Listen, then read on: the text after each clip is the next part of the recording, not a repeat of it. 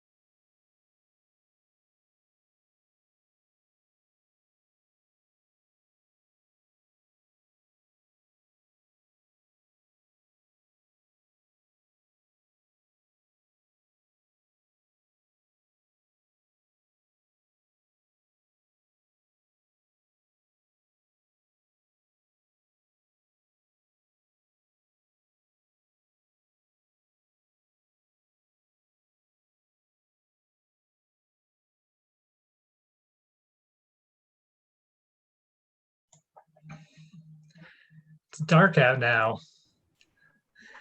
Yeah.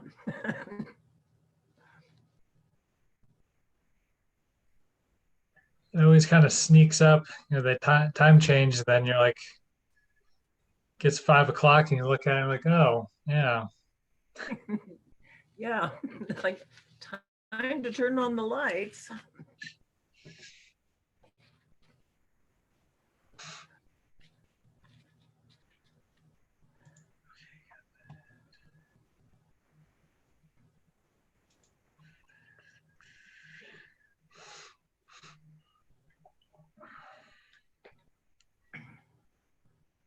Well, we're still waiting for a quorum.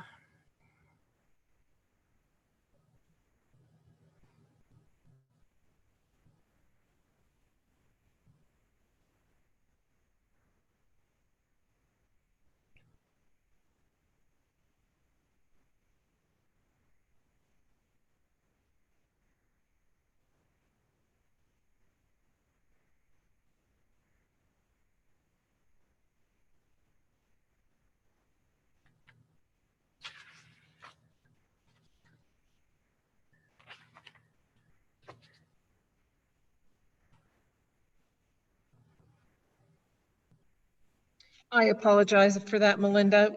We have two meetings going on and one's a public hearing, and there's been a couple of little glitches. Isn't that always the way? Yeah, So yes, we do not have 1, 2, 3, 4. Yeah, and you've got yeah, we have a quorum, 3, although 4, we, 5, 6, 7. Yes, you barely have a quorum.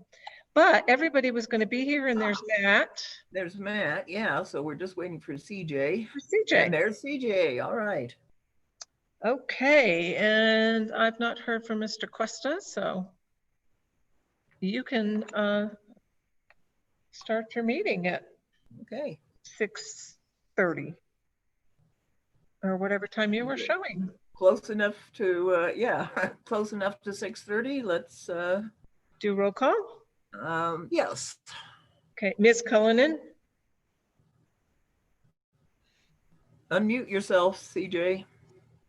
and oh, I don't see you on screen either. Maybe I'm just not. Nope. Well, it's not a pretty picture. Yeah, I know, but I need all the members on screen, please. I So- did not know that was required. It is required. See all these fun things you learn when I attend Is it required for the entire time or just during roll call? the entire time. Okay, because my internet's not being very good today. So I'm sorry. So Ms. Cullinan, are you here? I said here, I'm sorry. I didn't hear you, so sorry. Mr. Crabtree, Oh, you're on mute. Here. Thank you. Ms. Cooper, here, Mr. Parker is absent. Ms. Federici, I'm here. thank you. Mr. O'Brien, Here. thank you. And Chair Ellswick, I'm here. thank you. You have a quorum. All right, and looks like we're gonna, well, let's proceed with the approval of the, oh, Josh, okay, we do have a public person, but let's start with the minutes of the last meeting. I didn't have any changes. Did anyone have any comment or? I didn't see anything. I was going to say can accept minutes as written.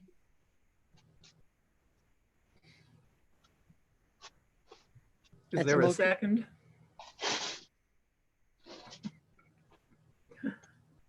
I'll second. Thank you. Ms. Cullinan, Yes, ma'am. how do you vote? Yes. Thank you. Mr. Crabtree, Aye. Ms. Cooper, Hi. Ms. Federici, Hi. Mr. O'Brien. I abstained because I was not at the previous meeting. Perfect, thank you. And Chair Ellswick, Aye. thank you. Hey, Nancy, in the future, could we just do a voice thing and just everybody say yay? We have to, because it's virtual, we have to do an actual roll call. Hmm. If you were in person, you could do that, but since it's virtual, we need to do it this way, so sorry. No, so can't blame me for trying. I know. Yep.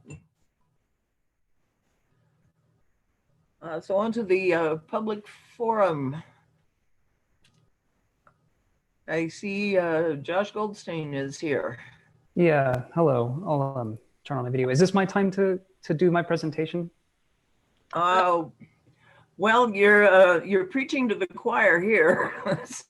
So, we had Sorry, this is your 5 minutes. The chair did not put you on for a long presentation on the agenda. So I can set you for 5 minutes to do a presentation. There's no dialogue back and forth, but I'm happy to start the timer. All right, it might be 7 minutes or something, but I'll start sharing my screen. Thanks.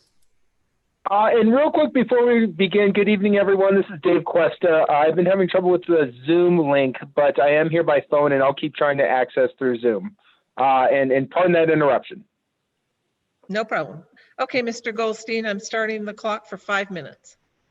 Okay. I'll start it once you get your screen up. How about? Yeah, sorry, Zoom is frozen. Hold on a sec. No, that's okay. Okay, now it's back. That was weird. Okay, I just want to give you all a little bit of information about who I am and why I'm here today, if you don't mind. Can you all see my screen? Yes. Okay, thank you. So my name is Josh Goldstein. I grew up in Littleton, but I went to school in Inglewood. And in 1998, I went by Cinderella City Mall with my parents, and it changed my life, and it left an indelible mark on my soul. It launched a career in architecture and an interest in retail design for me. I went to Flood Middle School and graduated from Inglewood High in 2008, and Flood actually saved my life and changed my world because I was having a really bad time in my previous district. So I owe Inglewood a lot of gratitude for where I am today. In high school, I had an internship working on the streets at South Glen, so the demolition of the former South Glen Mall. So this was a really good experience for me. I got a Master of Architecture degree, and I went to work at a company called 505 Design, and where I worked on mixed use and retail developments around the world. By the way, the proposal I'm going to show tonight, I reviewed with 505 Design, and they agreed with it. And they said that in fact, they are doing projects right now taking a department store and adaptively reusing them, and it's cheaper for the developer to do this. So it was very encouraging, and they said this is completely doable. I work now at Autodesk as a software developer, so I'm working on architectural software. So the stuff you're going to see tonight is actually built using my software that I build for my day job. I'm working on the Cinderella City project in my free time, which is rebuilding the old Cinderella City Mall in 2 different distinct eras for an interactive historical exhibit, a video game basically, for the city of Inglewood.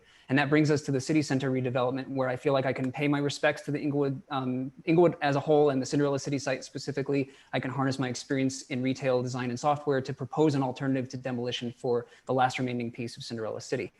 Let me just switch to the actual presentation now that I've given you a little bit about who I am. Okay, I'm back in full screen mode. Can you see this building now? Yes. Okay, thanks. So this is, I'm calling it Block B at Broadway Southwest, an adaptive reuse of the Inglewood Civic Center. I put together some context and history. This was really for my firm because they didn't really know about the project, but I think we all know it was built in '85 as part of Cinderella City. So it wasn't originally part of the mall, but it was attached to it, and it was saved from demolition in 1999 and became what we know now as the Inglewood Civic Center. I just want to note, I see some opportunities here that we can create the heart of city center. That's what I'm calling it. I think we can create a uniquely Inglewood destination inside of an iconic Inglewood building and bring new life to the city center. I think that there's an opportunity to work with the terrain. We have that parking deck at the upper level, at the Hamden level, and then we have to slope down into the lower levels of the building. I think we can use that to our advantage. I also see opportunities to forge new connections with areas around city center. So maybe to the north, we've got that Mary Carter Greenway that doesn't have a really nice connection to the project. Maybe we could do something there. And also to the southern neighborhoods across Hamden. It's awful to cross as a pedestrian and a bicyclist, so maybe we can do something there too. I just wanted to make a couple of notes. I'm assuming from what I've heard from the city of Inglewood that the existing uses might move out of the building, and I don't know if that's really going to happen, but I'm sort of assuming, okay, if they want to move, maybe that's what my presentation will show, is maybe some new opportunities to use that building for something else without tearing it down.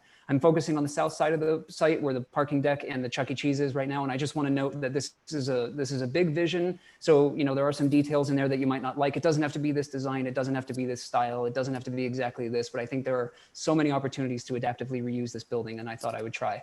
So the first concept is a food hall and co-working, and I'm just going to skip a little bit and zoom out a bit and say, okay, so the heart of City Center inside of the Civic Center building, I think you could put some co-working spaces in the upper levels and put a food hall and a market in the lower levels. And then as I mentioned, that terrace promenade, or the site being at the upper level here, I think you can work with that and make a terrace promenade down into the lower level. And I'm also proposing some multifamily or maybe a hotel or something on the southwest corner of the site to create some new homes and do some structured parking on the corner of the site.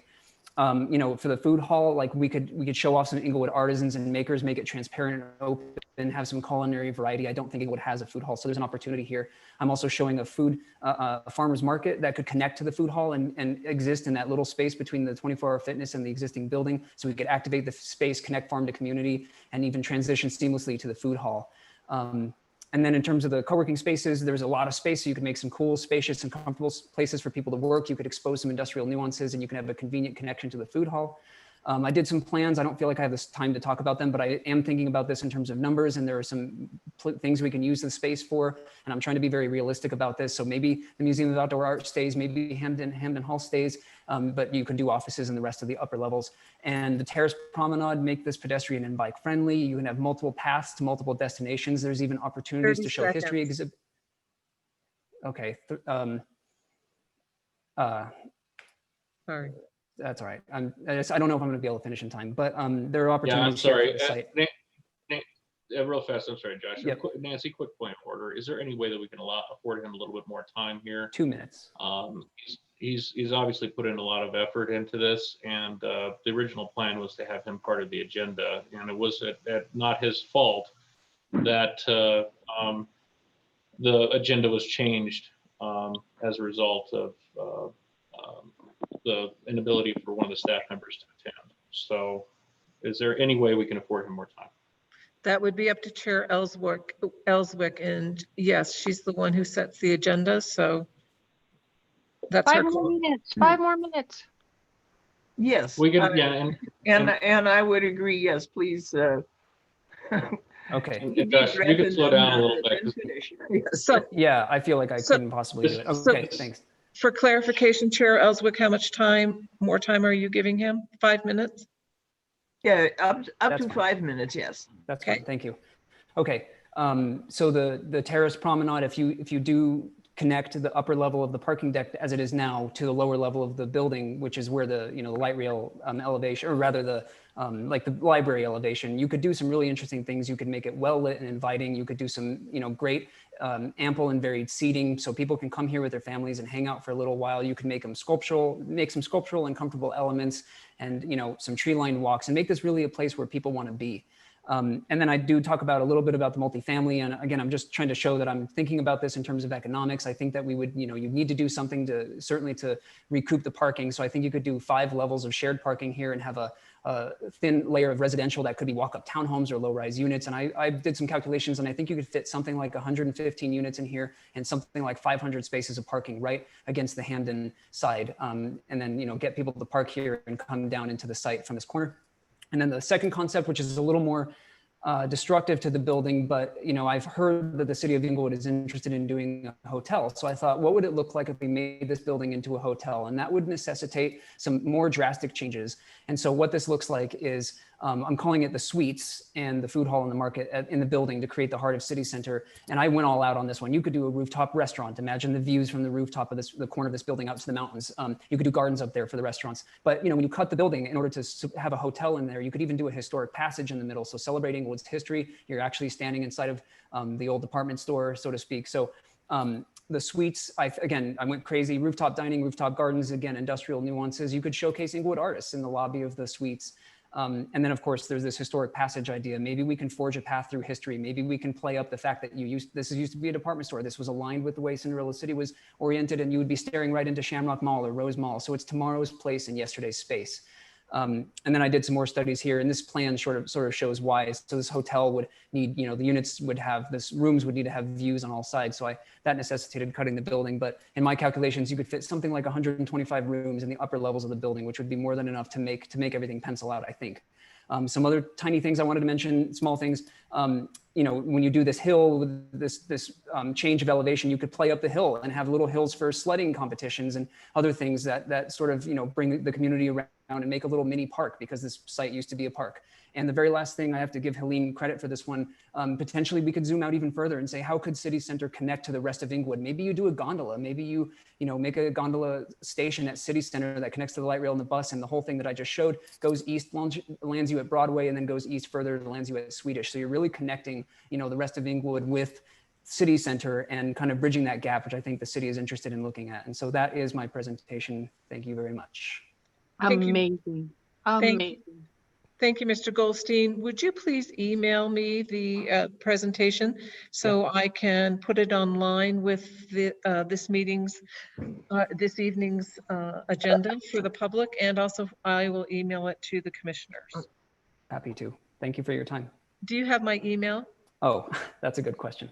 I don't. I have yours. I will email you in the morning. So you Okay. have that? Does that work? Perfect. Yeah, that works. Thank you. Thank you so much. Thanks, Josh. Do we have time to hear what people thought, or?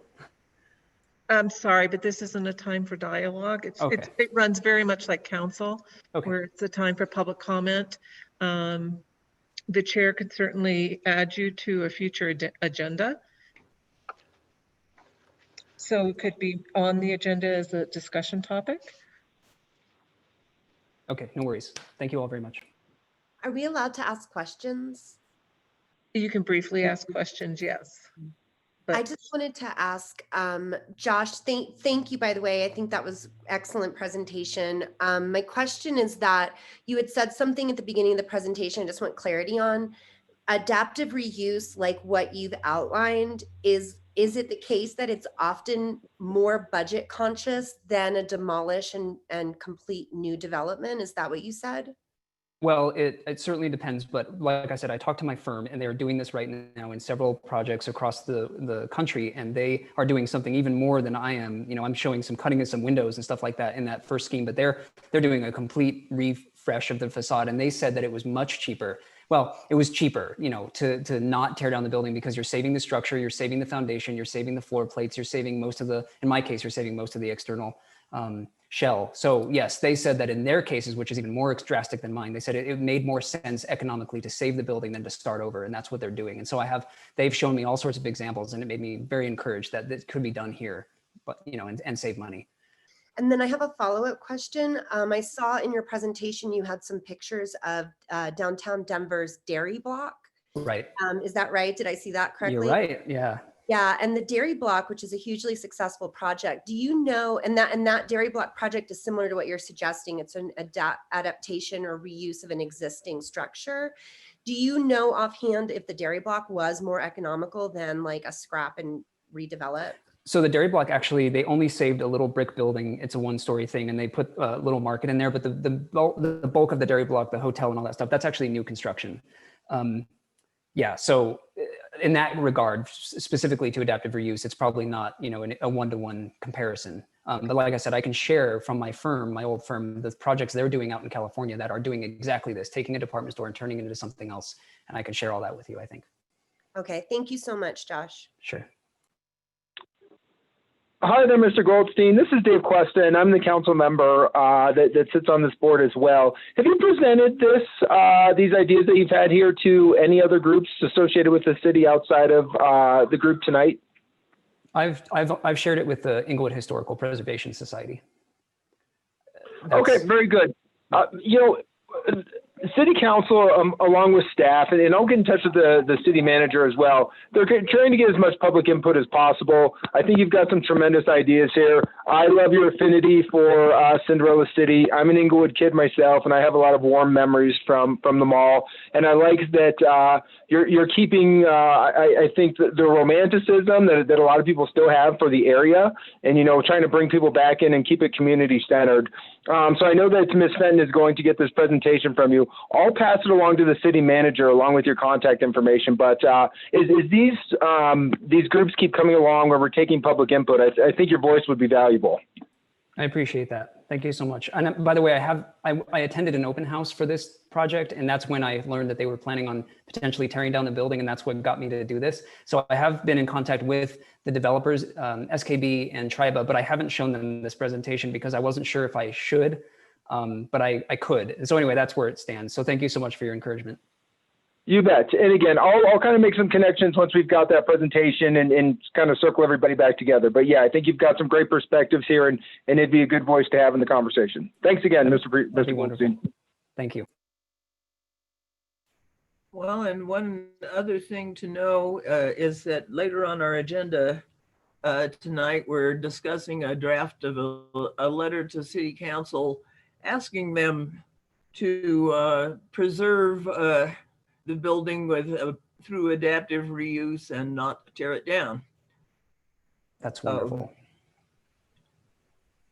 Well, thank you all in advance for that, for the effort there. Thank you, Josh. That was a fantastic presentation. Well, very fast. Yeah, sorry, a little too fast. Presentation. Thank you very much, Josh. You've put a lot of time and effort into this. It's really impressive, and just a really impressive proposal too. I like your ideas, and I've in the past worked on a lot of adaptive reuse projects, and I know how successful they can be and how people are drawn to them because of that history of the place and because of the new and innovative ways that a building can be used. So it's amazing to see what you've done here. I appreciate that. And I also want you all to know, like, I don't want, somebody was like, don't show it to the development firm, they'll steal your idea. Like, I don't care. I'm not in it for the notoriety. I'm not in it for the money. I did put a lot of time into it, took time off work, spent all-nighters, but it's a labor of love. And so, yes, I thank you so much. And I'm glad that it was, you all received, you were receptive to it. I appreciate that. Thank you very much.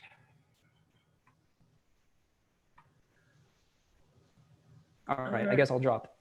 Thanks again. Okay. Thanks, Josh. We will be in touch. So on to our old business. Update on the neighborhood map project and what input you're getting from stakeholders. We haven't gotten that far yet, but go ahead, Helene. You're muted.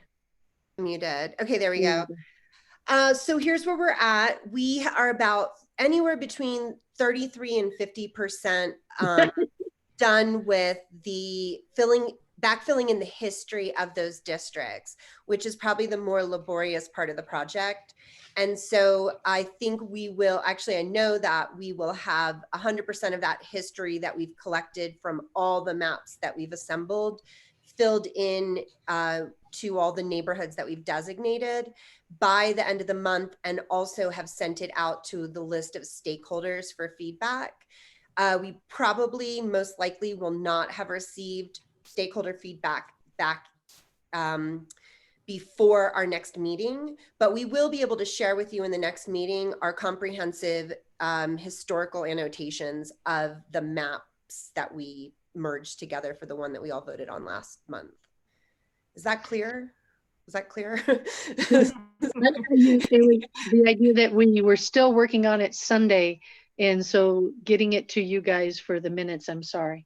The stakeholders list, tell me if you have some ideas. I'm just going to read it. It's not the same as you reading it, but here we go.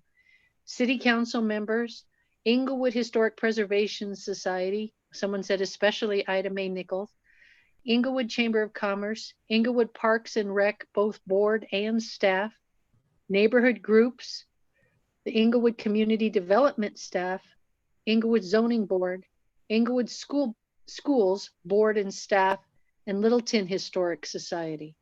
Who else crosses your mind that would be very good that might just have some history? I mean, because it's kind of true. Matt, you could probably attest to this. A lot of our Inglewood historians have moved on to the, other regions here. And so we've lost that oral history of so many people. What's nice is the Inglewood Historic Preservation Society has Ida Mae and Doug Cohn and Matt Crabtree. But any other ideas you have? I have one thought. I recently learned and actually looked at the census records lists a house that exists and who lived in it. Well, we don't want to get too, that seemed to be what Mike and I ran into. We got too, what do you call that? Granular there, yeah. Granular is a really good word. Do you picture the census help us with neighborhoods though?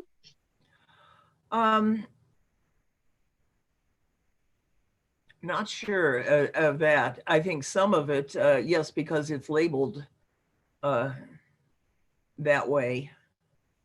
And so But what do you do? It's just the street and the street address.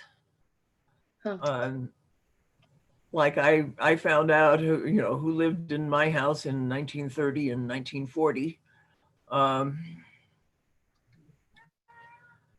And even that idea of maybe and what their occupation was and things like that. So In my experience with census records, they don't usually have like neighborhood names though. They're enumeration Yeah. districts, which are different and based on the census itself. I haven't really seen neighborhood names. Yeah. What would be interesting though, and tell me what you think, Helene, is the idea of having it as a link that way. Because I was thinking, one thing I brought up to her is if I lived in this neighborhood, I'd push it and it would say, this is what this, blah, blah, blah, right? And that would give you all the historic information that we've put in there. But could there be a link for the census and they could go back and look at, maybe they could find their house, or I don't know. Yeah, that- I think that's a good idea. We'll have to look at how that census data is accessed online and what we can link to, and like how we can, if we can like link out to certain aspects of the census data. But that is the greater vision of the project, is that once that history's been backfilled in and all the maps and resources, CJ and I even found additional historic maps of the area on the Library of Congress website. So we've got all these maps and the census data. I think I'd put in that collection of historical data.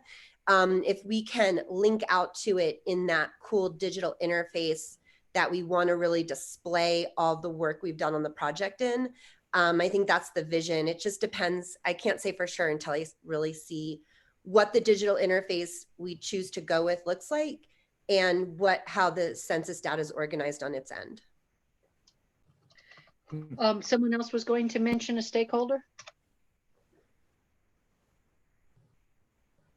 Not a stakeholder, but just to know with the census. And yeah, I agree with what Lauren said, but if you're looking for digitized census, the free version is Family Search has digitized versions of census records. Ancestry has them as well. If you have a library card, you can get to it, but otherwise it's behind a paywall. But so it's something I think, perhaps point people towards, but it would be really hard to have something kind of interactive on a website that we have, but certainly can point them towards additional resources, I think. The other thing that just crossed my mind with you speaking and thinking of Lauren too is History Colorado. What would there be someone that may be more savvy about this, or because I did talk to Historic Preservation Inc. about the work that they had done for Denver, and that they're the ones that had scared me that it took them 10 to 20 years and had a lot of public meetings and blah, blah, blah. But would there be someone that you would picture at Historic Colorado that might be willing to look at our map and say, well, that's probably outside of the realm of anybody's responsibilities over there, but I would say, perhaps, I think you've already been there, but as far as this, kind of research stuff, there's the Stephen H. Hart Research Center there. And, they're really good to discuss things with as far as, perhaps scrounging up additional historical sources for you to use. But as far as somebody kind of looking over the maps and kind of giving input, probably not. okay, well, that's honest. Because that was one of those things, like the two different areas that I call the Sheridan spread out on the west side. I was curious why it happened. I don't even have that information. How did Inglewood get that piece, or did we lose some other piece and that's why it looks so weird? Something like that I was thinking would be nice to know. And I really don't know how to find that. Yeah, again, that's something perhaps, even just like I said, reaching out to the research center. They've got a really great team who's really good at, they do a lot of digging for free. If it gets intensive, they have to, if it's like a really intensive request, there's sometimes a fee, but they're really big help. So perhaps Cool. them. Anyone specific, or they kind of just tag team it, so you just email them directly? Yeah, just email whatever the Okay. research center Okay. account is. Yep. Perfect. Thank you, Jason. Thank you. Anybody else? Anybody? Oh, I know what else I didn't state was the Rocky Mountain Railroad heritage. They gave us some information on some of the railroads that have been set up or still left over, their skeletons in different areas that might have been a reason why a certain area got built. which was really kind of cool too. They might know something about the depot also. And I mean, when I first moved to Inglewood, it was down by the tracks. It got moved later to where it is now. As they got moved a couple of times, if I understand correctly. No, it got moved once. It was through a state grant. Madeline, too, you're on here, right? I think your office there's someone in your offices who's formalizing the neighborhoods map.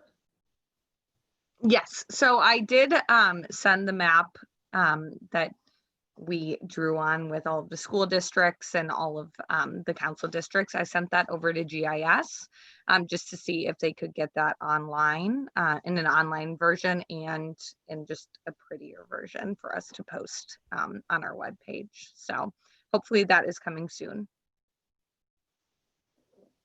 And then the next How is it going to merge? I'm sorry, CJ? How will that merge with what Helene's created? It's going to be a cleaned up version, right? Of like what It's just gonna, yes. It's just going to be a cleaned up version. It's just going to be the Englewood map and just the names of all of the neighborhoods that you and Helene put together. So it will just be the neighborhood starter map so people can come and take a look at maybe what neighborhoods they live in. And then the next steps for the project, once we have finished filling in the history that we've gathered and the methods behind our decision making for the lines we drew and the names we chose, once all that's finished being documented and the stakeholder feedback has been incorporated, then the next steps will be choosing a digital interface, some kind of interactive map software that's already out there. If anybody on the commission wants to look into that too, I'm doing research on it, but I know there's some tech savvy people here on the commission. So definitely forward any ideas or recommendations you have for software like that. Once we've selected the software and all that data gets put into that digital interface, we can display it somewhere and have it live on hopefully a part of the city's website, ideally, and be accessible and maybe make it and something we update quarterly as things develop. And so we have a really great way of like keeping our history alive and capturing all that work that CJ has started and all that work that has gone into it and all those oral traditions that Madeline has gathered from the community. So I just wanted to remind everybody kind of where the future of this project is hopefully going. Thank goodness for you, Helene. No, thank goodness for you. I've just been a little bit of an organizer, but I mean, I'm new to the neighborhood. I certainly had nothing to do with the history. Like I'm learning a ton, you guys. I know all about the depot, and for a newcomer, I know a lot of Inglewood history today that I didn't know a couple months ago. You're welcome. I wonder if there are other resources in that Inglewood history book that the library actually digitized where you can download it. Good idea.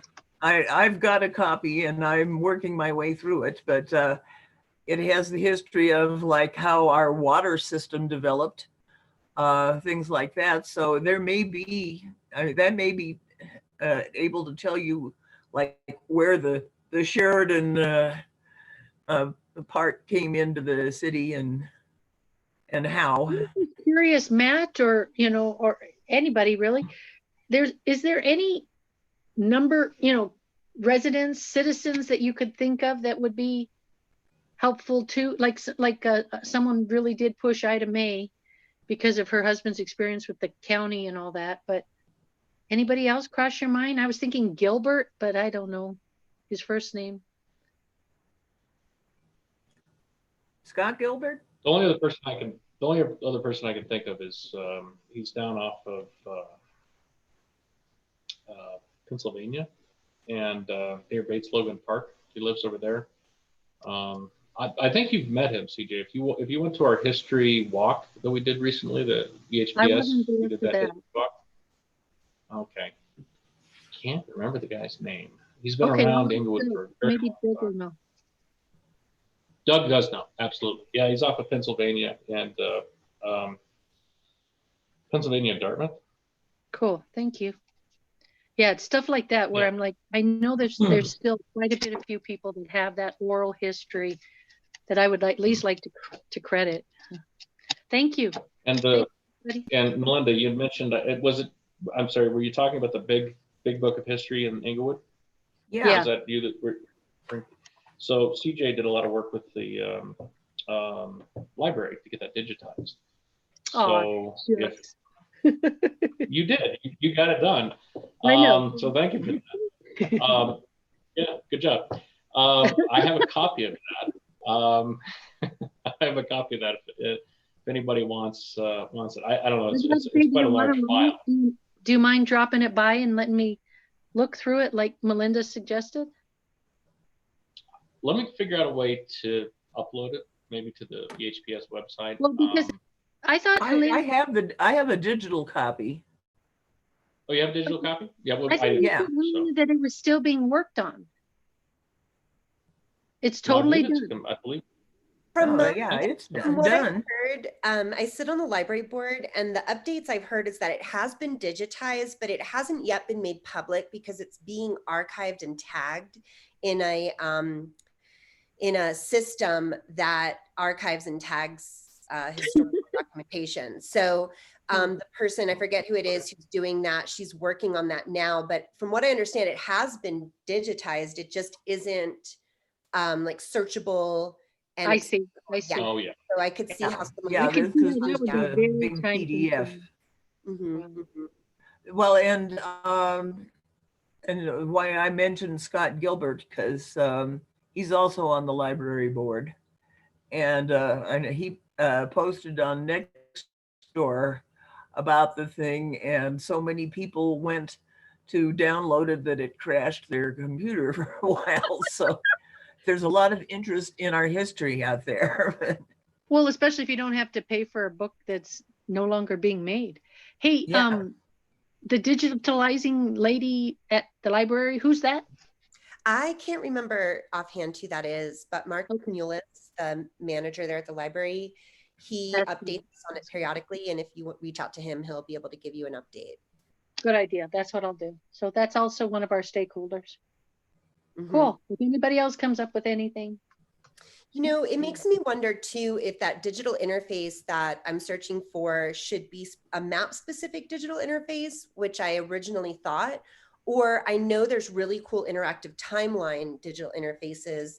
So there's a couple directions we could go, but listening to the group and hearing that, you know, this could be extend more into the history of Inglewood beyond just neighborhoods, that's something to consider. So if the commission wants to think about that and give me some direction on that before I bring offerings of the kind of digital interface, should it be a map specific digital interface or a timeline specific interface? Or is there another option?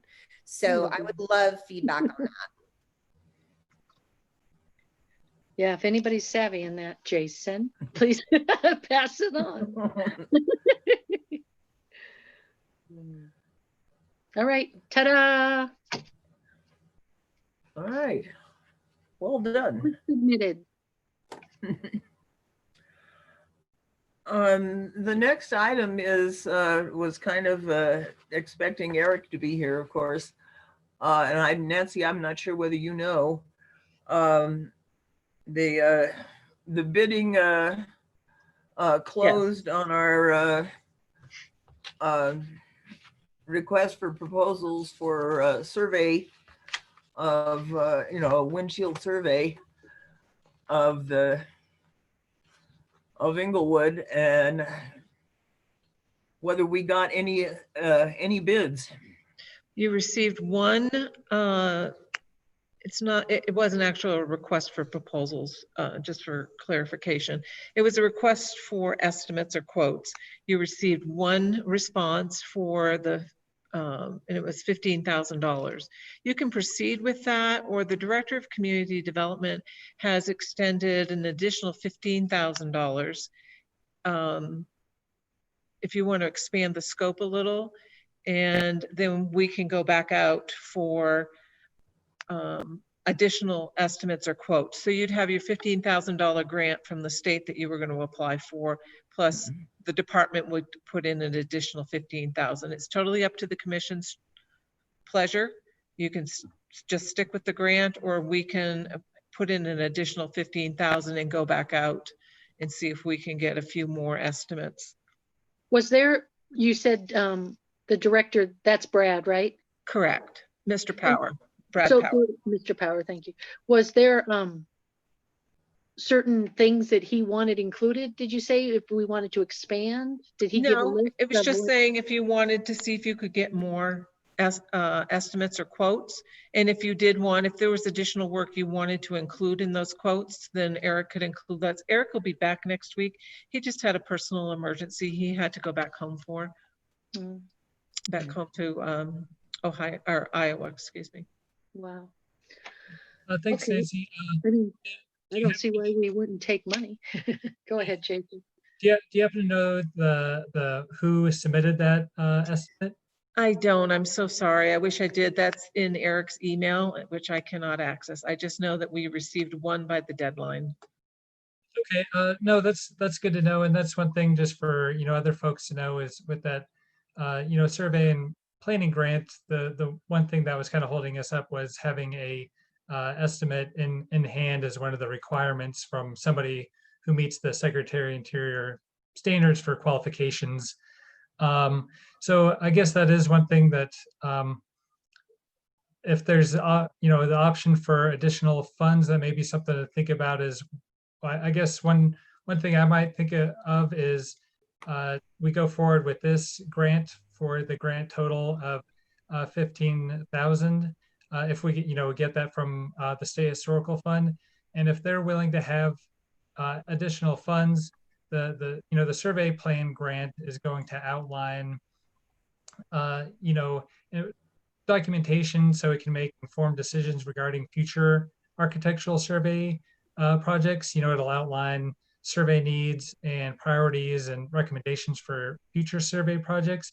And if that's something the cities were willing to put in, it may be worth doing the survey plan grant. And then if they're willing to have those additional funds, to then use those to build on specific projects recommended in that document.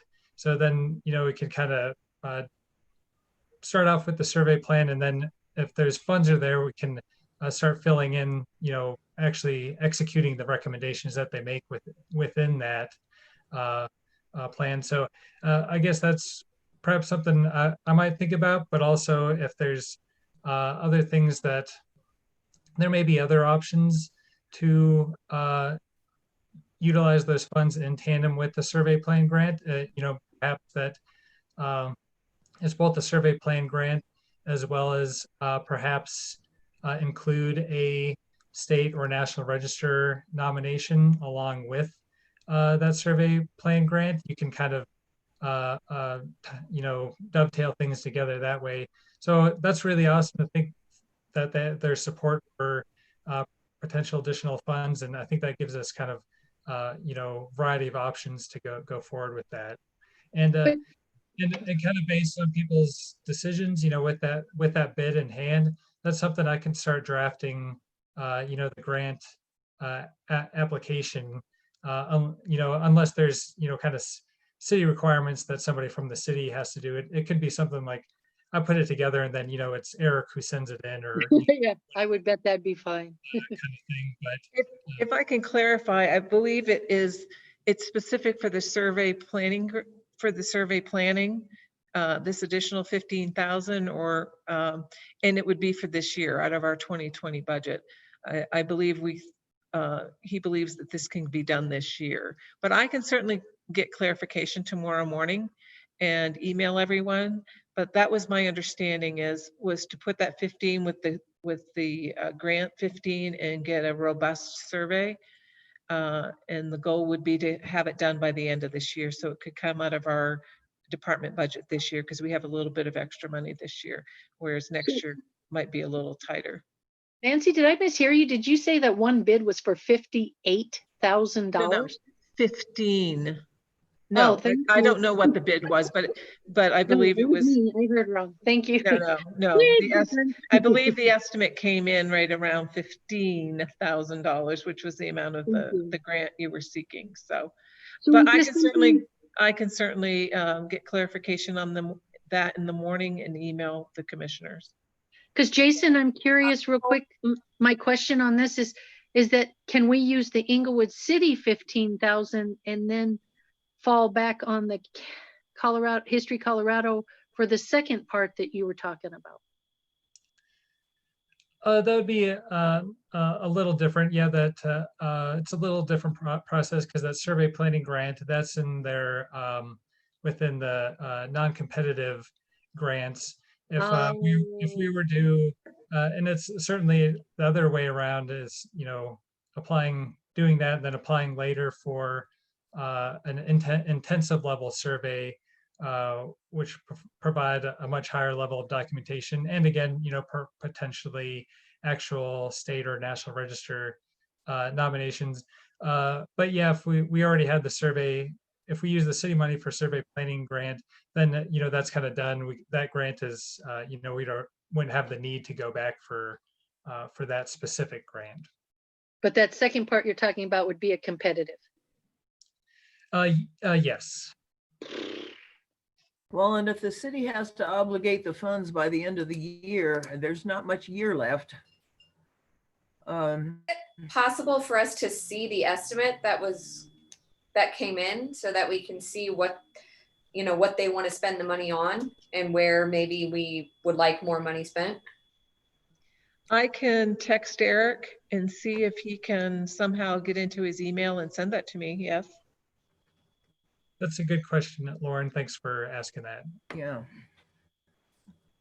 Because that would probably give us more information on if, what Lauren's saying is if we see areas that perhaps we can beef up with city money once we kind of know what they proposed in that bid or estimate. Okay, I'm happy to do that, and I will send it to you, but you all have to guarantee and promise me you will not email each other and have an electronic meeting. Promise. Okay. You can send me questions and I can send them out to the group. We can do that, but you can't be emailing each other. And we can certainly call a special meeting if you want before December. Thanks. Okay.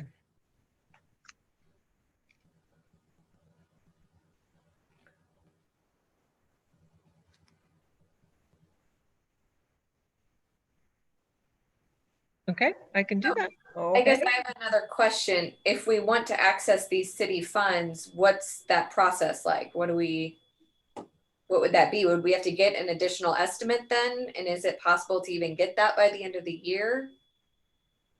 No, I mean, it's all going to be going through the community development department. All the invoices, the contract with whichever firm would be doing this survey, everything would be going and running through our office, invoices being paid, things like that. Okay, but would it have to, I mean, would the company that gave an estimate, would they have to send another estimate to include with the survey plan grant application? And then would we have to get that all squared away by the end of the year if we want to use these funds that are only for 2020? Yes. Okay. So, I mean, Jason, is that like possible to get that? How long does like the survey grant take to apply for and to allocate it? Yeah, I guess that's, I'm also glad you brought that up. So, I know I brought this up before, but to clarify is, with the financial fallout from the pandemic on the State Historical Fund is that these non-competitive grants are kind of go into a kind of a queue, first come, first serve sort of thing. So I'm not privy to, kind of what other lists they have as far as other folks who have applied for these non-competitive grants. But yeah, there's certainly a factor that it could be that we apply, we put it on our application, but State Historical Fund's not able to get back to us until next year or something like that. So that is certainly a possibility. Thanks. Well, if we can get the detailed, Jason, are you willing to put together the grant application, since you're probably better qualified than any of the rest of us to do that?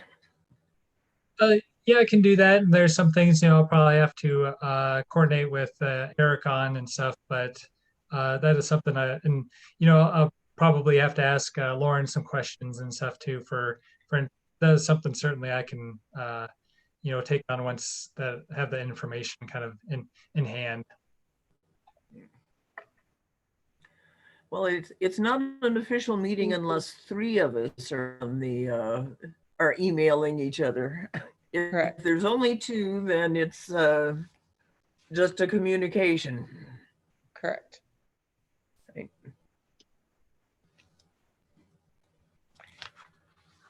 Well, if you can do that, that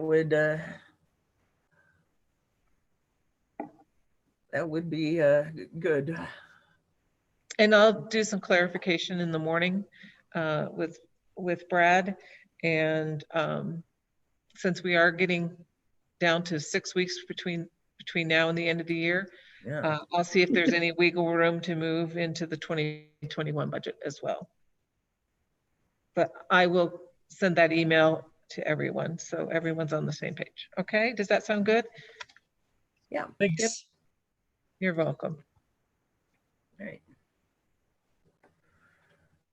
Huh.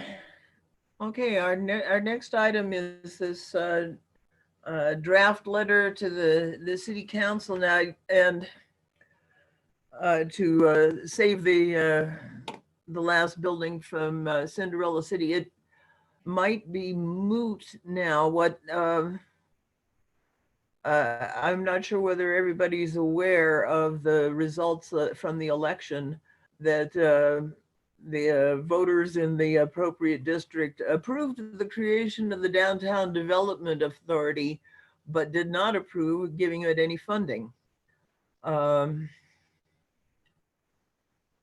So there's a whole lot of project perhaps that's not going anywhere.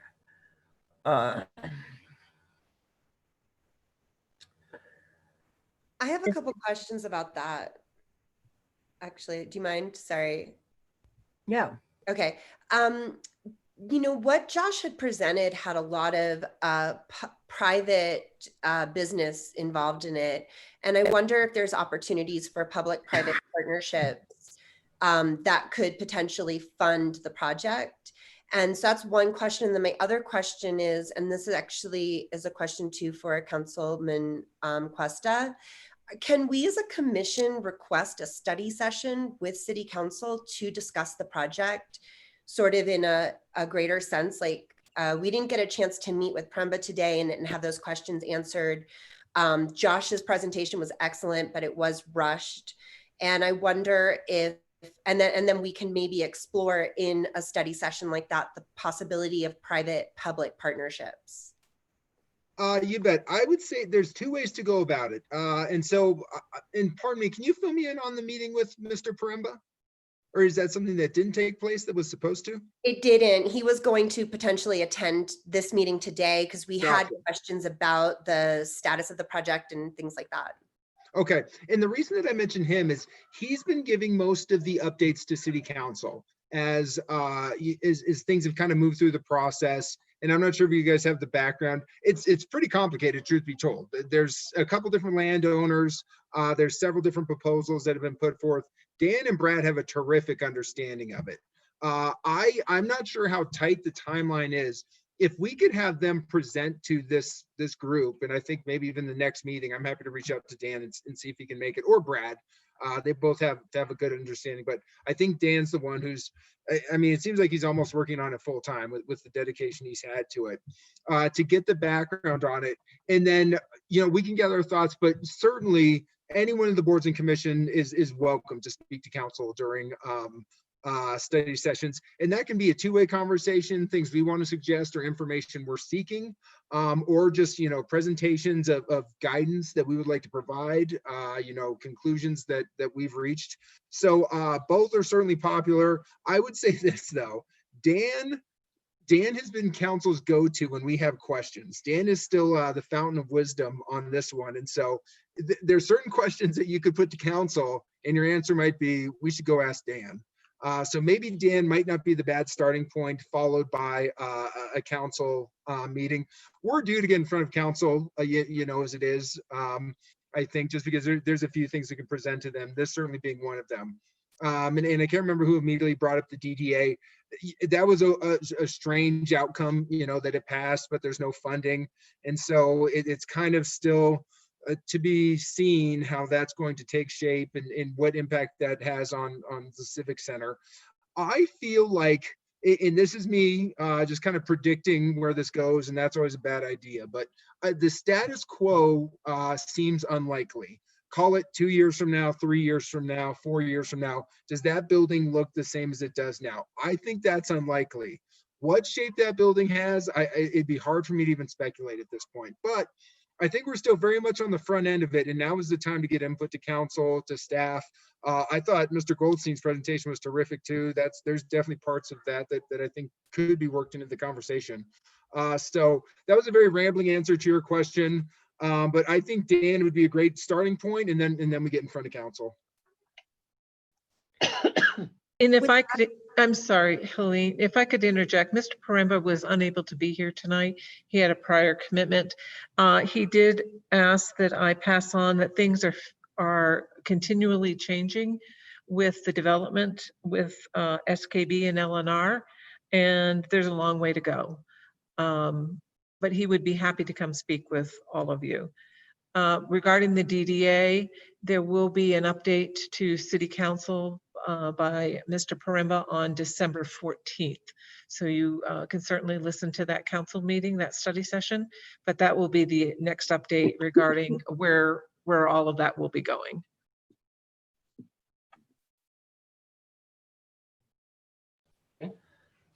Well, I think then it's now is as good a time as any to put in a word with the city council on that we would like that building not to be demolished. Doesn't hurt. Yeah, I mean, start early and say it often. Mm-hmm. So this is we just included a straw dog memo that I wrote. I cribbed some of it out of the Historic Preservation Society's letter, also requesting that be saved. And I mean, I don't have any deep commitment to this, so to this particular memo. So if anybody has edits they would like to suggest. I think it looks great. The one I was just wondering if we could just move around. So it starts out, the Historic Preservation Commission, as stated on the city's website, is an advisory committee focused, blah, blah, blah. So it says right off the bat. So that's all I thought of. Yeah. I've got a couple of different things too when you're ready. As far as like the subject of it, I think it would be better to make it just like civic or city center redevelopment or whatever they're calling it, so that it's more like recognizable, and then in the second line of the first or the second paragraph, you say the old Broadway Southwest department store. I would change old to former or something like that. Just that has a more, more positive connotation to it. Yeah. Can we change it to historic? Since well, it's not technically historic yet, so I wouldn't want to blur that line, Yeah. And then I would also maybe add, like you say, this is the last remaining building of Cinderella City, an iconic part of the city's history. maybe elaborate on that a little bit more, like why it's so important, what makes this building significant, and then also include like a date, you know, when was Cinderella City first built? When was this building first built? Like give it a little bit more you know, context or something. Like from 1968, Cinderella City was one of the largest malls west of the Mississippi or something. Yeah, It was yeah. the, Talk about why yeah. it's so special, why it needs to be saved. And then the Broadway Southwest was added when in the 70s, right? So 1985 is when it was built. Not till caution the 80s, there. 85. Yeah, Yeah. 1985. So yeah, I caution that because I mean, here's the fact of it. It is the last remaining part of Cinderella City, and I would very much encourage that over when it was necessarily built. I don't know what you think about that, Laura. Yeah, I think just I always like to see dates, but if you think it would be, you know, detrimental to include the dates, then that's fine. I think for some people, 85, then their kids aren't even that old. You know what I mean? So Well, and we are allowed to designate things that are less than 50 years old if they're significant. mhm. I just think there's So yeah, potentially a maybe connotation. more about what's significant about Cinderella City. There you go.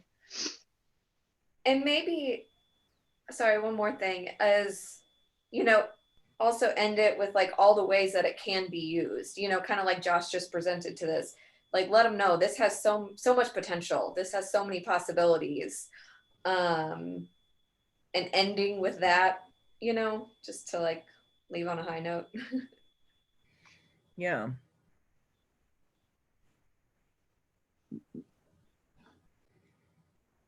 You feel okay, Melinda? Yeah. Are you going to resubmit this and we have to wait till next meeting, or are you going to be? Yeah, can we I move mean, it's forward? not that urgent. So yeah, if I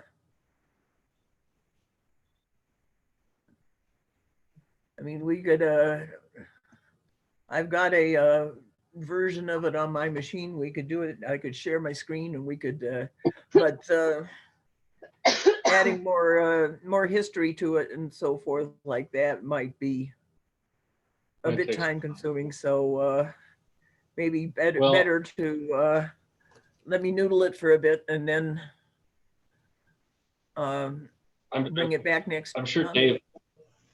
Oh, sure. Well, I'm sure Dave could agree that Councilmember Cuesta, that getting this letter in front of council as soon as possible and ahead of any kind of study session would probably be desirable. Is that right? It wouldn't hurt to lead with it. You know, if you can introduce our meeting or introduce it prior to the meeting, that probably would be helpful. But I'll just say my thoughts were just suggestions. They don't have to go in. So if we want to send it the way it is, that's fine too. No, I think Melinda can make it merge. Could we do a combination and approve something today to send now and then focus on that history more during the study session? Because well, the history could be what I just said, though, just a one-liner, you know, beginning in 1968. Yeah. And well, we could also. Sorry. Go ahead. I was just going to say really fast. We could also just agree to the particular changes, vote on the changes, and then approve the letter according to those changes. I don't know that we necessarily have to read the letter after it's been, if those changes are adhered to. Nancy, do you have any guidance on that? I'm sorry. Guidance on? Do we have to letter? Do what? Go ahead, man. Go ahead, CJ. Okay. Do we I was going to say, so do we have to approve the letter before we send it to council? And the reason being is that we have a few edits in this. Can we approve the changes now to the letter so that we don't have to wait for another meeting or hold some sort of special meeting. So you have two options. You can make the changes this evening and approve those, or Melinda can make the changes as discussed, send it to me or Eric, and send it back out. And it would be much like approving minutes via a poll. And each of you email either Eric or me back without copying the others and saying, yes, I approve the changes. And then it can be forwarded on to whether you want to send it to Councilmember Cuesta. Usually what we do is we send it to Krista Gravy, who is the assistant to City Council, and then she forwards it on to all of City Council. That sounds, that gives Melinda, that gives you an evening to work on it. Yes, that, like I say, I pulled it up and I'm working on it as we speak. Great. But Send it to Nancy tonight and she'll get it out to us tomorrow and voila. No, she's going to get it out to Okay. me tomorrow. Oh, I thought she would get it out to you today. I can Sorry, get guys, it I out dropped- fairly quickly. Okay. I know it sounds goofy, but you just have to do, it's like a mediator. You just send it and then I'll send it out to everybody and then provide your comments back to me, and we'll get the changes made, and then we'll go from there. Okay. Well, and as I've said to you before, Nancy, you work way too many hours. Yeah, So, we'll get it done. okay. And, I'm pretty Um, new to this. So how do we get the study session on the books? What's the process for that? I'll jump in here. I will mention it. We had a meeting this past. Okay, we had one Monday. We'll have one this Monday as well. We won't have one the final Monday of November, and then we have 2 more meetings in December. I know the 14th is the last one, so I'm assuming the 7th being the first. I'm not sure if we get in before the end of the year, with there just being, I guess, there's 2 more study sessions before the end of the year. And I think that the agenda might be filled out on those already. So it'd probably be in early 2021. And I will mention that at this coming meeting on Monday that we'd like to get the group on and soonest available opportunity. And then is that the proper forum for Josh Goldstein to come back and do a similar, but maybe a little longer with a little more breathing room presentation version of what he did? Is that the right forum for that? Tib, I might chat with the city manager on that. It's similar to what he did here, which is presenting during public comment. That's usually I'd say that's the most conventional avenue for folks to do it. Having said that, 5 minutes is where you cap out at public comment. They try to hold to that. Now, there's certainly exceptions, and it's a tremendous presentation. I think, frankly, him squeezing that into 7 minutes or 8, whatever he did, it seemed like he was having to speak very quickly. And there's enough points. I'd hate for him to have to edit it too much. So I'm going to chat with the city manager about that one. I think it's something that we can at least circulate amongst council prior to the meeting. He gets the 5 minutes, let's say, but hopefully council's read it in advance. And so they kind of have an idea of what he suggested, and then we can discuss it from there. In addition to that, there should be several more public forums that are going to take place, as decisions are made on how they move forward with the building. And to me, I think that he'd be a very valuable voice there and even give a presentation, because council goes a long way, to be sure, and council makes the votes, but we're trying to get the most feedback from the public as we can. And I think that just general public and neighbors might be real receptive to some of his ideas. So I'd kind of like to get those out there into the public conversation as well. So would he, just for clarity then, it's not something that he would necessarily present during the study session that we request with council. It's something that he would present during a typical council meeting. Correct. That'd be the most likely course of how that would take place. Okay, got it. Thank you for that. Of course.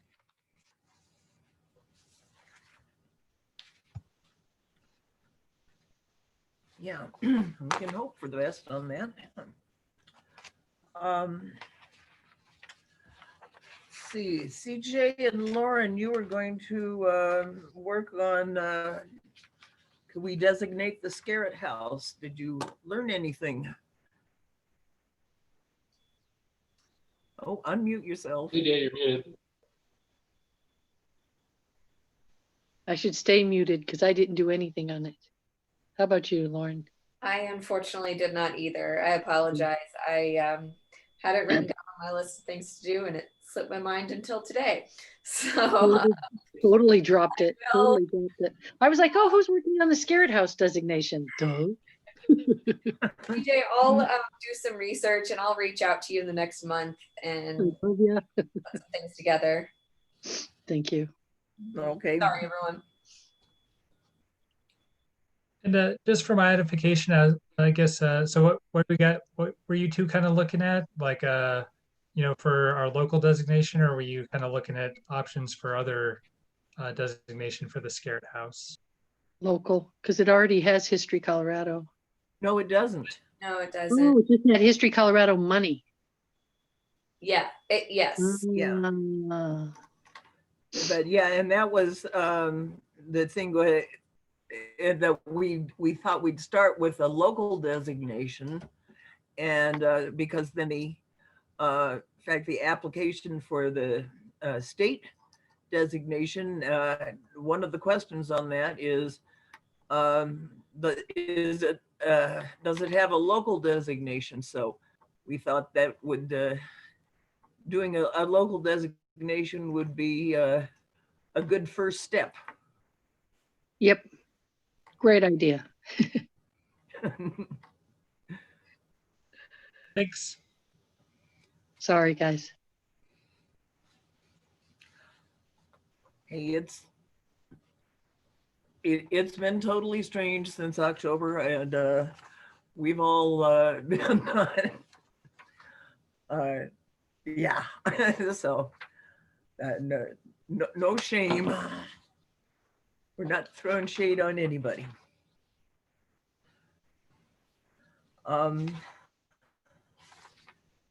Okay, then let's go on to the new business. And I just took a stab at this. This is based on basically what Doug Cohn suggested, and we talked about last meeting, that as long as they're modifying the Unified Development Code, let's modify our part of it to give ourselves a little more teeth. And so some of, and I found, I wish Cash was here, but I did find his research document eventually in my files. So a lot of this is taken straight from various places. If you want to look through that, for instance, our in purpose, I added stabilize and improve property values by conserving historic properties. That's straight out of what Iowa City has. And I thought it was a kind of a nice statement to add. Sounds good. It's just missing a period after properties. Yeah. Let's say this is a draft. Then in application, and let's update that the application is actually filed with the commission. I thought the idea was, Matt, correct me if I'm wrong, it goes through the city and then the city gives it to the commission.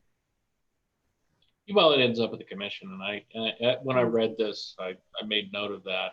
But application with the commission, I mean, however that can be interpreted, but in a way, I like the idea of commission being in there, being that that's who it will eventually go to. Well, If it's this is the landmark stuff, right? Yeah, yeah, exactly. A structure designated as architecturally historic significant shall file an application with the commission. Right, you're right, you're That- right. Sorry. The nice thing about this way, and now Melinda, I haven't had a chance to compare this word for word to the Title 16, but this is a direct copy, and then red is kind of Yeah, it's like a red all line my copy. edits are in red. Okay, yeah, so that's fantastic. That Yeah, yeah, I think so too. personally, And then I took out the final determination made by council because it's like, why? I mean, wouldn't council approve or deny based on our recommendation? Otherwise,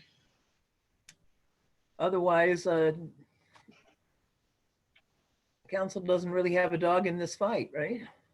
Well, I think, Yeah, so that may be one thing for typically the, whether if it's for a city or, county board of commissioners, it's usually the chair who signs the final landmark nomination.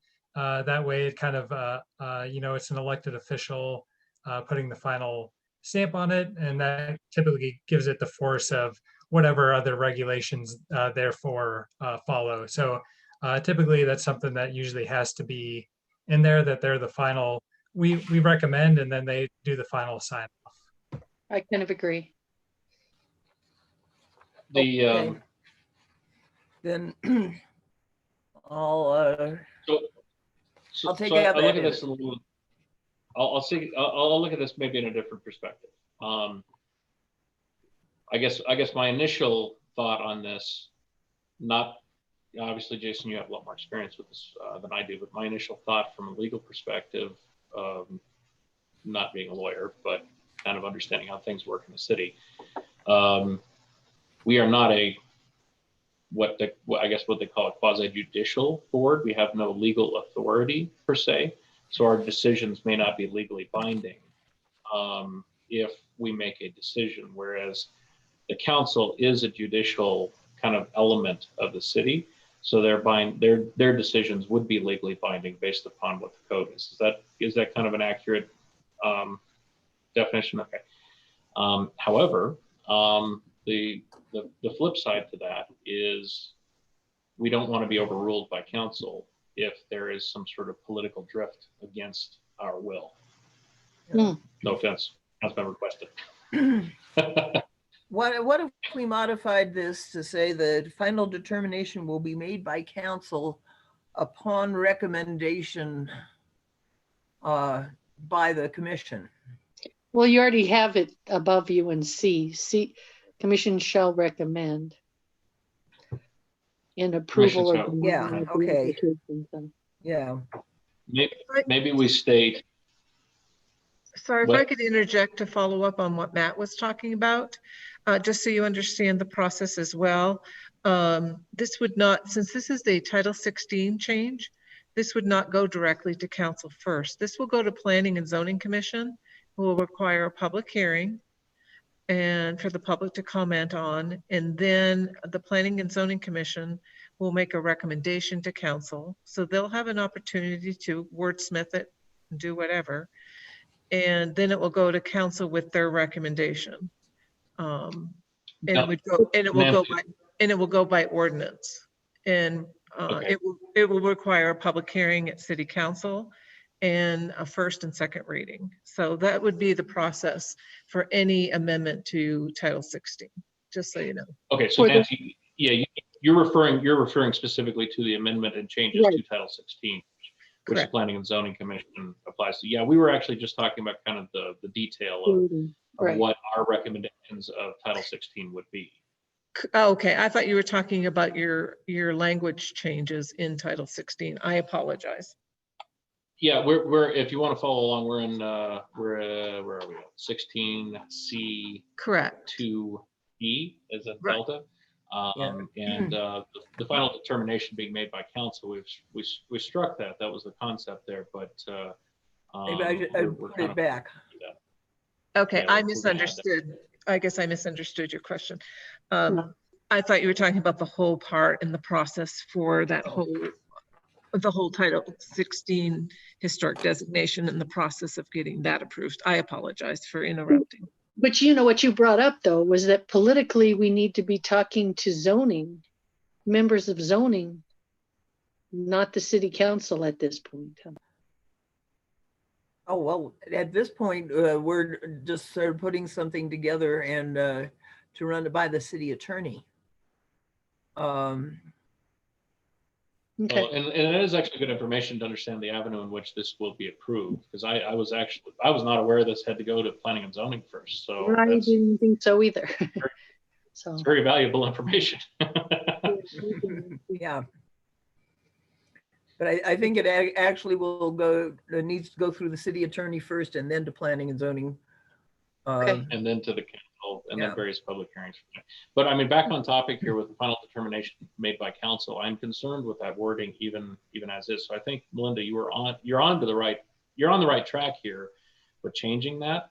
But I mean, because if the final determination is made by council, that determination that leaves it quite open for council, whereas I would arguably they have that authority in any way, I guess. But would it be fair to say something like the council will award the?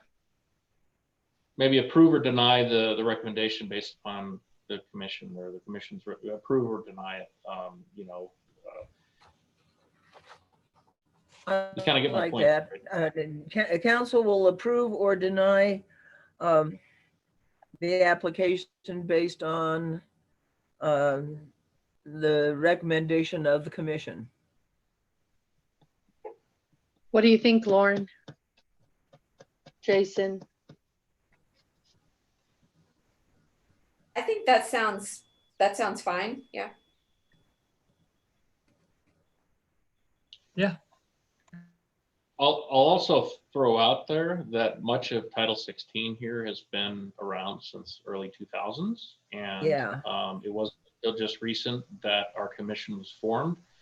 And even despite our commission being formed under the authority of both Title 16 and Title 15, we really don't even have the authorities yet, I think, that are granted within Title 16. So I don't know. That it's just as I was reading this and working with Doug on it, it's strange because there are authorities that were given within Title 16 here that were not given in Title 15, which Title 15 was the formation of our commission, whereas Title 16 says what our commission is legally allowed to do, but we've not really been able to do the things that are in Title 16. You get my point, right, Melinda?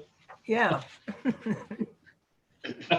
That's So, well, getting clarity on it. yeah, like they gave us the job title and no authority, which is why we're looking for more teeth now. Yeah. So it'd be nice to have clarification on, okay, so this is now our authority. There we go. Yeah. All right, so you got 3 figured out. Are we on to 4? Yeah, and this is the what we've been actually talking about for some time, about design review for any changes to an already designated property. And this verbiage I adapted from City of Longmont. Good research.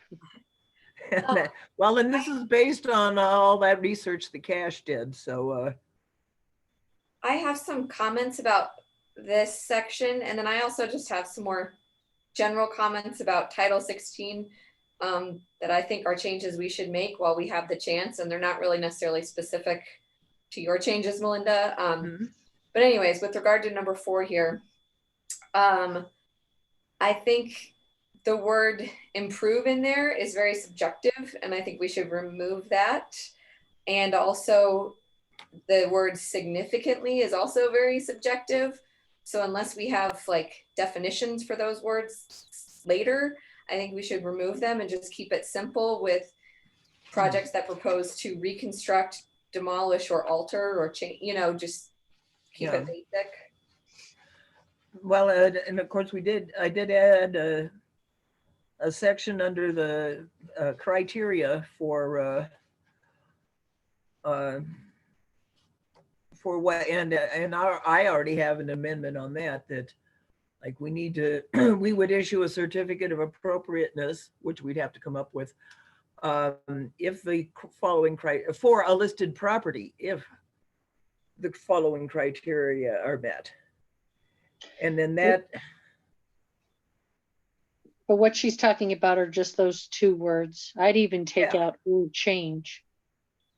Yeah. Yeah. And the other thing I would say is that whole, okay, I'm just going to read it all. Anyway, significantly alter or change a designated property or any property in a historic or conservation district or any historic landmark. I mean, to my knowledge, we're just going to have like one designation of an Inglewood historic landmark, whether that's a building, whether that's a district or a site or an object. Like, I think just, again, keep it simple and just say changes to a landmark property or a designated landmark or something like that. Okay, and well, and of course we haven't designated any historic districts yet, but we do have the ability and the district already there, itself so would be the landmark though. Exactly, Yeah. CJ, yes. So just saying an Inglewood landmark, you know, Period. that would be, yeah. All right. And we also don't have any, I mean, do we even have the authority to declare a district or a conservation district or an overlay of sorts? Yeah. We don't have a conservation district. We can name it a land or a historic district. Yeah. But not. Yeah, historic. Okay, yeah, so take out or conservation.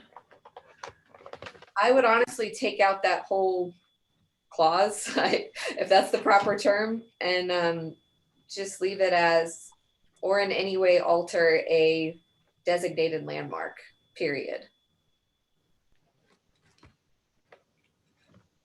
You catch that, Melinda? Take out property, comma, or any property in a historic or conservation district. Or any. Thank you, CJ. So to I guess read this back. Is that helpful? Or Hopefully. Melinda, do you have it? Yeah, well, I think I do. Okay. For all construction projects that propose to reconstruct, demolish, or in any way alter a designated landmark or any property in a historic district. Drop that. Drop off any or any property in a historic, that whole comma. Take that out.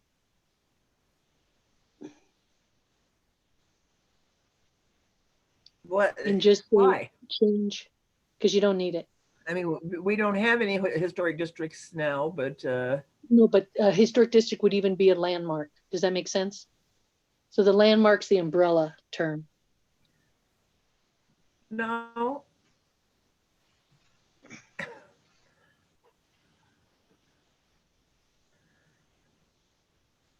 Is it? I mean, the landmark is something we can put a plaque on. A district is something we can't.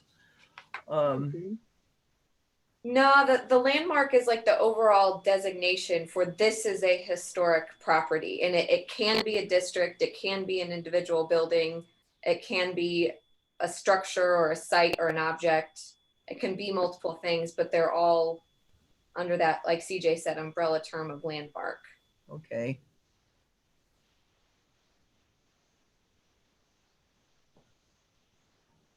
And I think adding the word Inglewood in there is beautiful. Inglewood Historic Landmark. Lauren, I don't want to jump ahead of your comments because I think you had some other comments that you wanted to make, but in talking with Doug, I got a kind of a list of things that he was talking about, and the Historic Society was also discussing too. And one of those is historic protection zoning overlays. So but that kind of goes into Melinda's statement of a protection district or a historic district. Yeah, and there is, although we didn't designate it, there is a zoned historic overlay area. I just saw how big I look and how teeny my head was. Oh dear.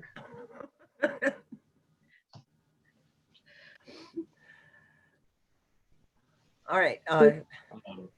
Do you feel comfortable with that? Historic review by the commission is required for all construction projects that propose to reconstruct, demolish, or in any way alter a Inglewood historic landmark.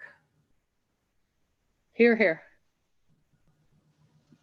If approved, the commission will issue a certificate of appropriateness, which, That's a weird word, appropriateness.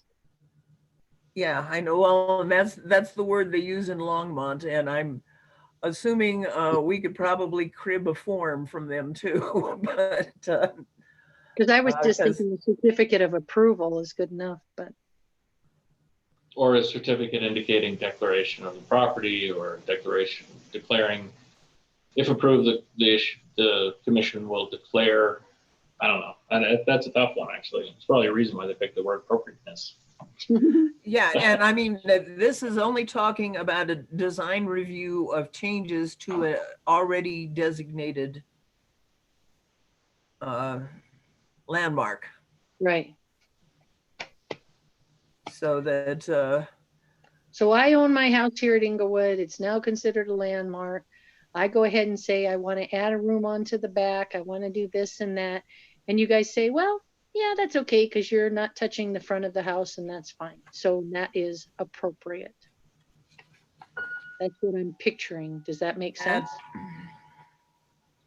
in yeah, and like say the since section D here has criteria, you know, for building structure districts, and that's for their initial designation, and then districts, and then it stops. And so the I added the criteria again from Longmont on and just called it construction projects, but it's because we refer to construction projects up in paragraph 4 there.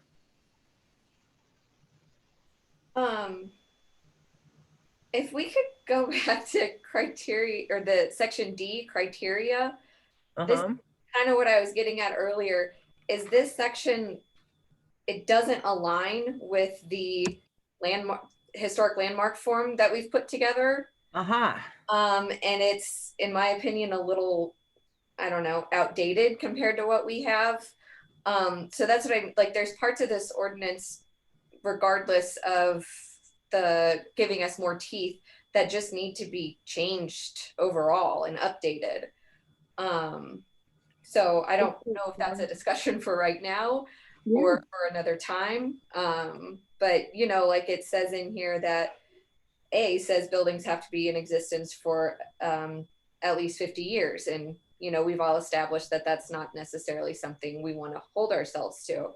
Yeah. And then we've developed in the landmark application different significance criteria than the 1, 2, 3, 4 that are listed here. So we need to we have this opportunity to make these two things align with each other. Good catch, Lauren. Thank you. And yeah, that is a really good other parts of the whole Title 16 that similarly don't necessarily align with what we're doing and what we've been doing. And one I don't know where it is, but somewhere in here is the word aesthetic, and that should really be taken out because that's completely subjective and aesthetics change over time. So we don't want to be basing our decisions on something that's aesthetically pleasing. Yeah. Yeah. I remember seeing that. Another, I don't know where it is either. Another, actually, if you want, are you in the PDF, CJ? Wait, real quick. Melinda, well, okay, Lauren, do you think you can cut and paste and send to Melinda for her to drop it in there? That at least at Right one point in now, the no, criteria? I could do that after the meeting, or Yeah, no, that's what I'm thinking. Nancy, is that what I would have to do? Nancy, since she's pulling Yeah. together the draft, can she send it to Melinda directly? Yes, she can email it just to Melinda, yes. Okay. Then, because otherwise I'd have to type it in by hand because I don't have a like a Word version of Mhm. the landmark application. I only have a PDF or a printed out one, so Okay. that would save me having to retype the whole thing. No, I could definitely do that. Yeah.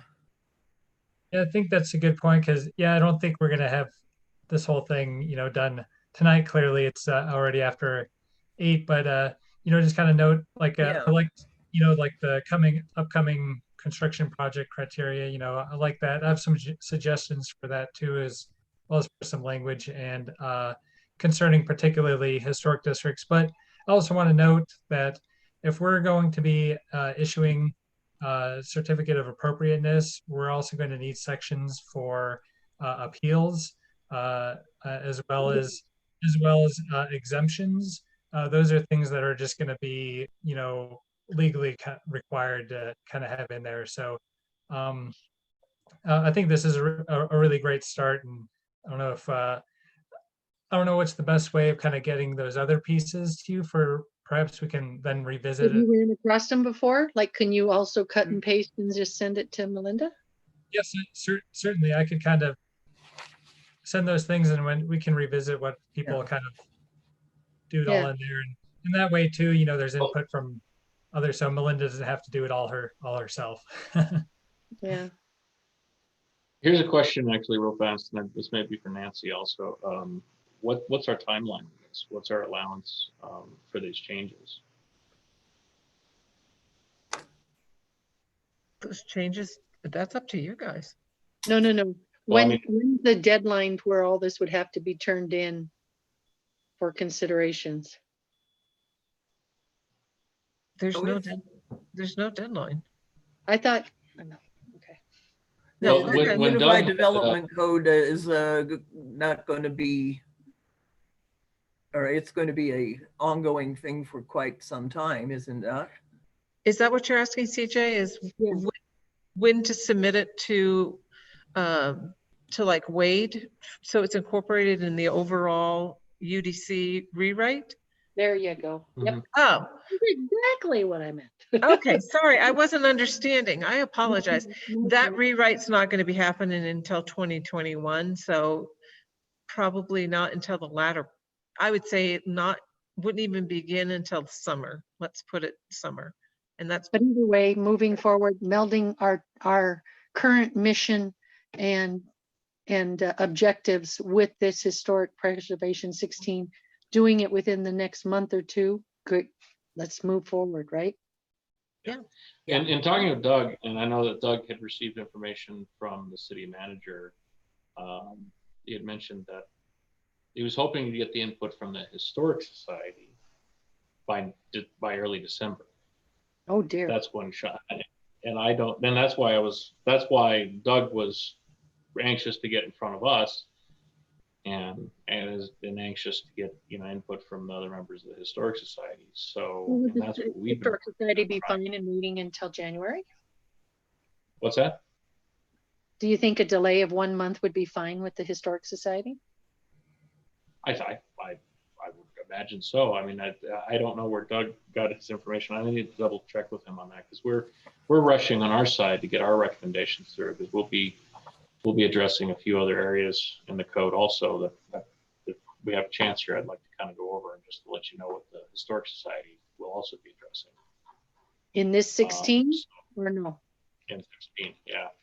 We're recommending, the Historic Society is recommending that the bulk plane for structures in the city be reset back to 12 feet from the 17 feet that it currently is now. 17 feet being a change that occurred in 2014 and allowed an influx of construction and duplexes and some as I well know, 3-story duplex right next door to me, Yeah.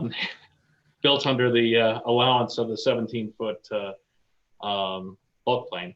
So we're going to be making a recommendation that the bulk plane is reverted back to 12 feet as it was prior to 2014.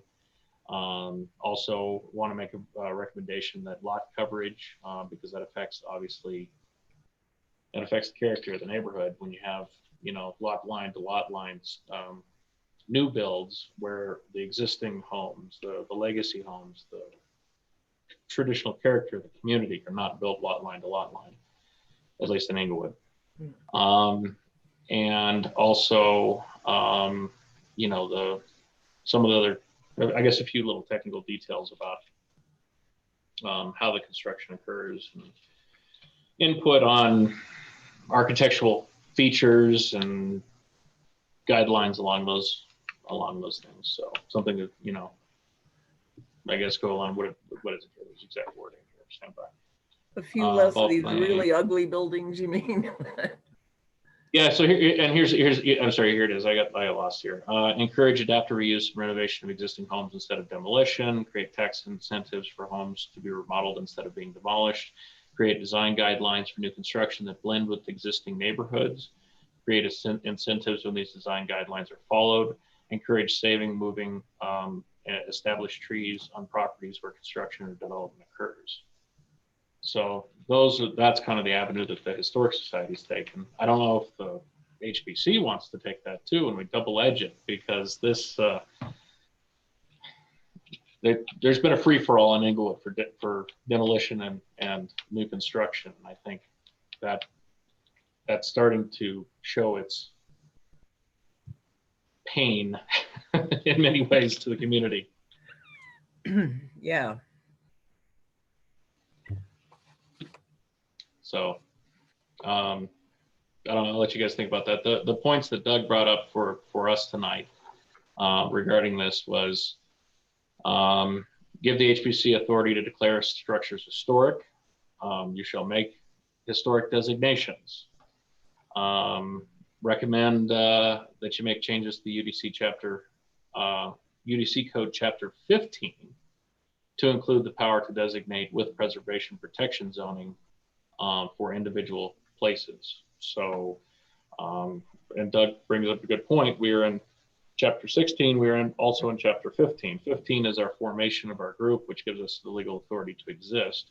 16 is what the authority of what our actions are, is how I understand that. Could be totally wrong, but that's as I understand it. Well, no, it sounds like the first two parts you brought up is exactly what Lauren said wasn't melded yet in 16 with what we've worked on these last couple of years. So that's Sure. Definitely check on what Doug said. The last one, that is something different or additional. Yeah, Title 15. Yeah, Chapter 15, I guess, would be not title, but Chapter 15 would be interesting to look at and see if there's anything that needs to be changed in there. And that may not be in this purview, but also would recommend changing the wording of 16.611 B to say the preservation application should be made to the commission, and that the commission would have the authority to approve it. Currently, the city staff does that. I'm not sure what he means by that specifically, but that's kind of in line, I think, with what we were talking about. 4, give yourself the authority to create a historic overlay zoning designation for each property and do it parcel by parcel. If there is a large area, give yourselves the authority to create a protective designation for it, a historic zoning overlay, and decide if all owners would need to agree. These are just thoughts, throwing them out there. I got a couple more if you want me to continue, Linda. Yes, okay. Make an inventory of historic homes and buildings. We're already working on that. The historic protection zoning overlay would need to be carefully written and it would be real. Could the owner make exterior changes like storm windows, those sort of things? Those are things we'd have to decide.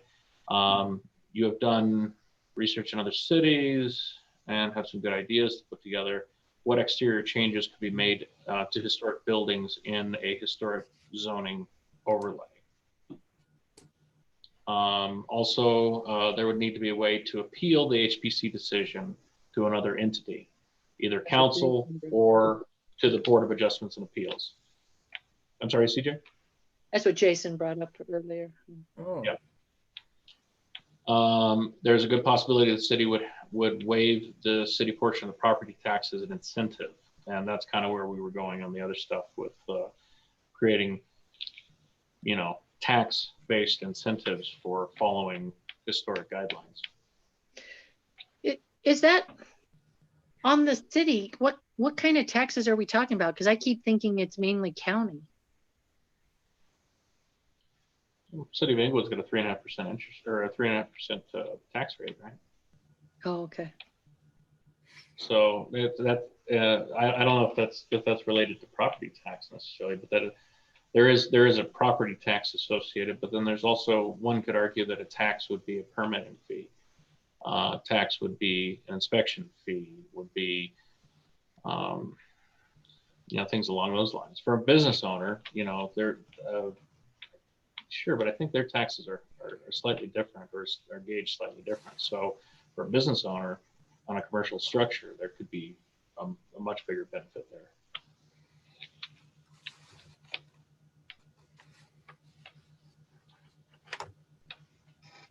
I guess we're kind of losing momentum. All right. Matt, why don't you Yeah, I'm running out of steam here.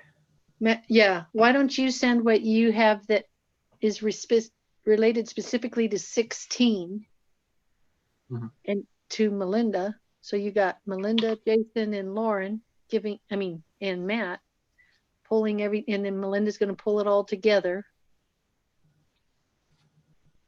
to send out 16, and then 15 we should talk about for sure next meeting, put it on the agenda. I mean, we're going to have to finish talking about 16, but it could be sent out for us to pre-read before the meeting. And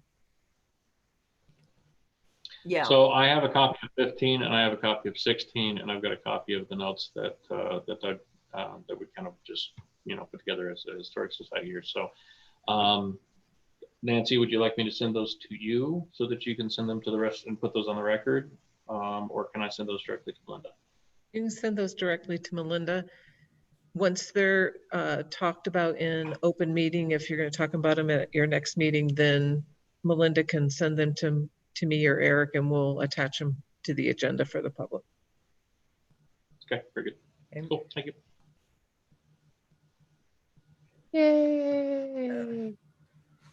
Sorry, but I was just starting to go blue, blue, blue, blue, blue, blue.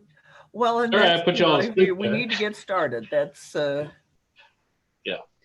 Oh, and Lauren, I did find the aesthetic reference there and deleted, you know, or aesthetic interest.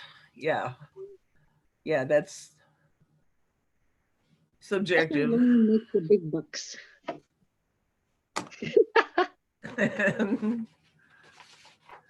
Well, I suppose, you know, like not everybody appreciates, for instance, the arts and crafts period that so many Inglewood houses are exemplify, but I don't know whether it's aesthetically pleasing or not. I think so, but so let's move on. Staff's choice. Nancy, do you have anything?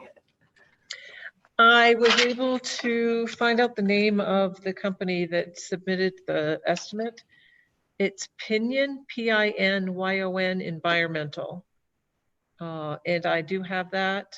I will get that sent out to everyone. I did send out Josh's presentation from this evening already to all of you.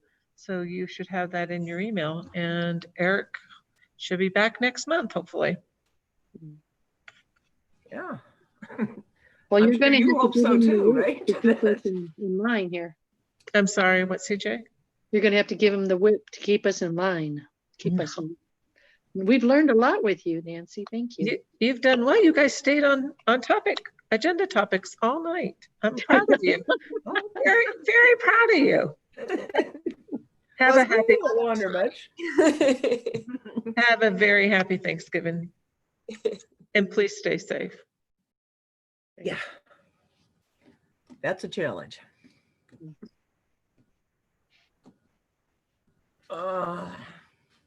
Commissioner's choice, anyone have anything? I have a follow-up question for Councilmember Cuesta. You had mentioned 2 different individuals who would be able to answer a lot of questions about the city center development project. I think one of them was named Dan. And You bet. Dan Paremba. oh, that is Premba. Okay, I'm sorry. I didn't know Mr. Premba's first name. Yes, and I was going to take a stab at spelling his last name, which really isn't that tricky, but I feel like I'm going to be off a letter. Peramba. Miss Fenton, can you help me out with that? Sure. It's P as in Paul, O-R, E-M like Mary, B as in boy, A, Paremba. You got the BA right. I think that was about it.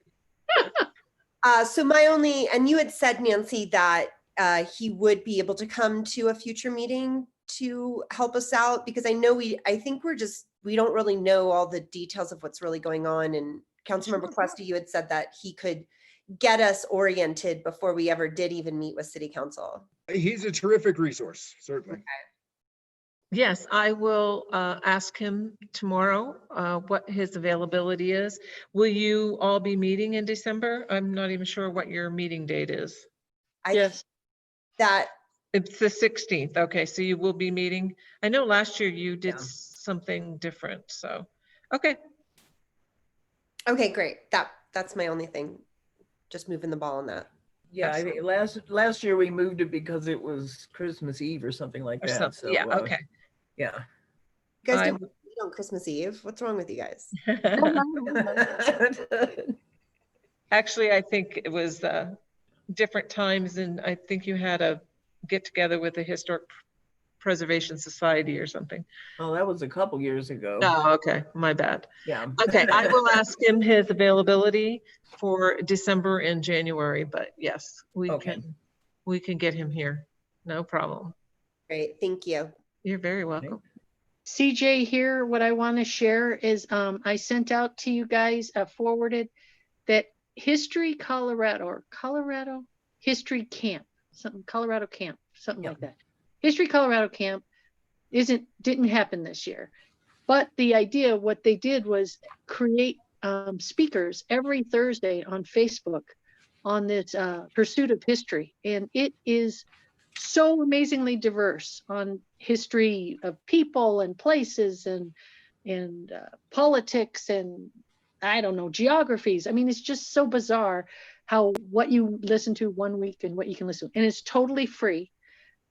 So I sent it all out to you guys because I was thinking, you know what, maybe there might be a history nut out there that might be interested in something like this. So just to share the information, that's what I had to do.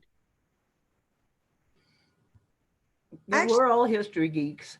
I was going to say there's a whole commission of history nuts out there. Yeah. I had another update that I wanted to share with the group. The library board voted last meeting to have a podcast studio put in the library. And so it's kind of moving forward.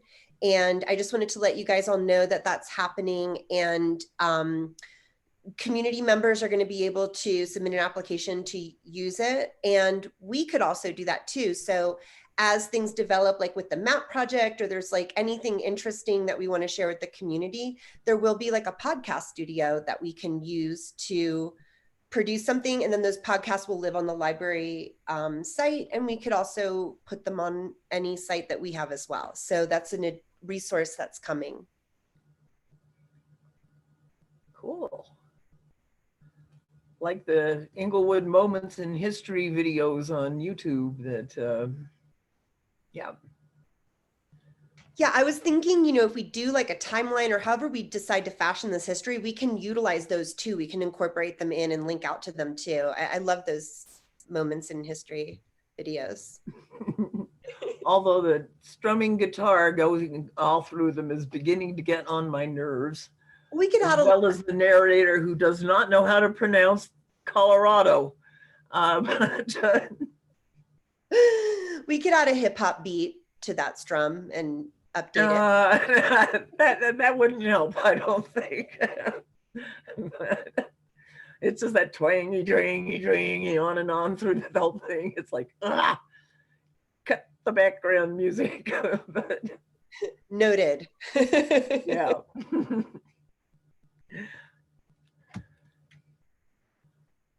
All right then. Thanks to everybody for being here tonight. And I think we're going to be able to adjourn on time. I make it about 8:27. And we don't have to make a motion. You can just done. We're done. That's correct. Yay. and I will bang my imaginary gavel and say we are adjourned.